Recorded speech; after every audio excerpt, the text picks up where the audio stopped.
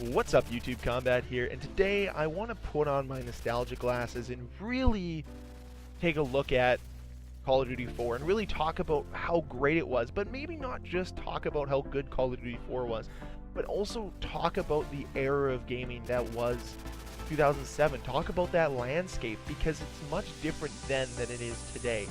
Because we look 10 years further down the road, we can't even get a competent launch from a AAA title.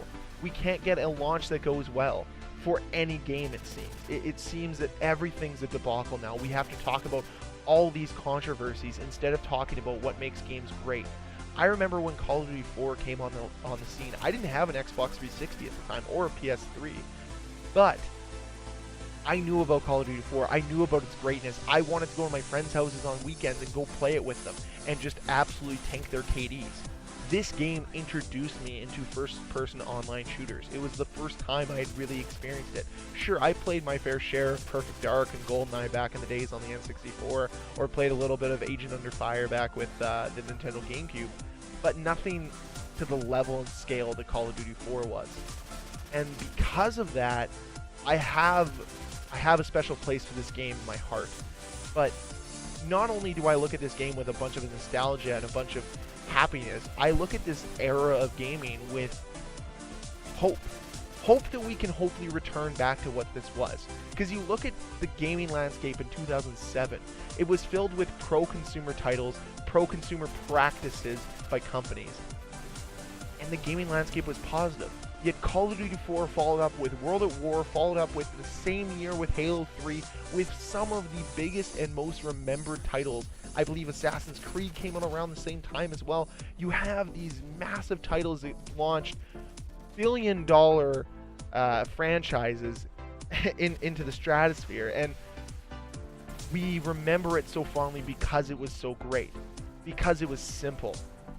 This was a simple time for video games. It was 3-perk system, no microtransactions, here's the maps you get. The fact that this game launched with more maps than what World War II launched with, it is an absolute joke. We're in 2017 now, where we can't even go to the store and pick up a game, you know, because I don't download my games off the internet just for whatever reason. I'm a physical copy type person. I guess it's the penalty I have to pay for it, but the fact that I can't play it the same night or play it within, you know, the first 2 minutes of me getting there, I think is somewhat of a joke. We should be able to preload our games if it's going to take 6 hours to download it. It's just a pet peeve of mine. The fact in 2007, 2008, the day that Halo 3 came out, I could go to the store, buy it, and then play it the minute I got home. All I'd have to do is put it in, maybe download a quick update that would take, you know, 5-10 minutes, and all of a sudden I'm playing the game. Instead of downloading it from the servers, uploading everything, and just having an inferior game. Look at the landscape of what happened with Halo 5 with rec packs. Look at what's happened with Battlefront 2, World War II. Inferior launches with World War II. The whole progression system in Battlefront 2. Where is gaming going? Because it looks like it's going down the shitter right now because of the fact that we're so anti-consumer and so pro-profit that it's going to hurt gaming. And I want to go back to 2007, 2008, 2009, where it was about the consumer, about putting out a good product. I still remember the hate that Infinity Ward got when they couldn't update any of their games because they're going through this huge lawsuit with Activision when all those people left. And then Black Ops 1 came and they're like, hey, we're going to update our game. And we got so much support.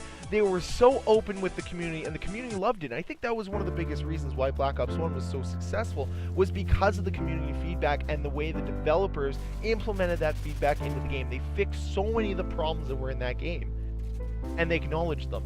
Unlike now, where we'd rather have a community manager that's busier trying to gain the one-up, like he's personally hurt and offended when people find problems with his game. Like, if you try to deliver him constructive criticism, it's almost like it offends him. You should welcome criticism from your biggest fans, because if they're reaching out to you on Twitter, they probably care about the game a lot, and they want to see this game succeed.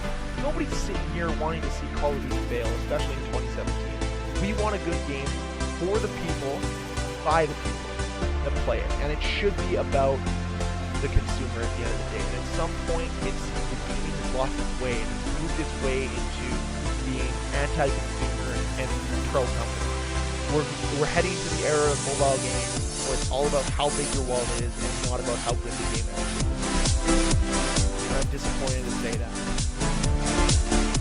2017, and I want to go back to 2007. Gaming was a little bit simpler and a whole lot better. Let me know what you guys think down below. Thank you very much for watching. If you've enjoyed this video, can you please hit that like button? If you want to see more videos from me, hit that subscribe button. Thank you guys very much for watching. Have a Merry Christmas, and I'll see you guys on the next video. Peace.